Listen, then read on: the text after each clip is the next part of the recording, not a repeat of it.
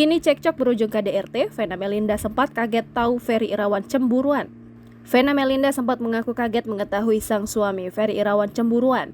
Hal itu diungkapkan pada Mei 2022 lalu. Dalam kesempatan itu, Vena Melinda menyebut Ferry Irawan ternyata mudah tersulut cemburu. Diungkapkan Vena, Ferry pernah cemburu saat sang istri diundang sebagai bintang tamu vlog. Menurut Vena, sikap cemburu Ferry justru seperti anak kecil. Mendengar itu, Ferry Irawan seakan membela jika cemburunya itu hal yang wajar. Menjalani bahtera rumah tangga, Vena Melinda saat itu akui berkah tak hanya soal uang. Sementara itu, pihak kepolisian membongkar penyebab Vena Melinda mengalami dugaan KDRT yang dilakukan Ferry Irawan. Kasubdit 4 Renakta Ditreskrimum Polda Jawa Timur AKBP Hendra Eko Tri Yulianto mengungkapkan penyebab dugaan KDRT karena ada kesalahpahaman.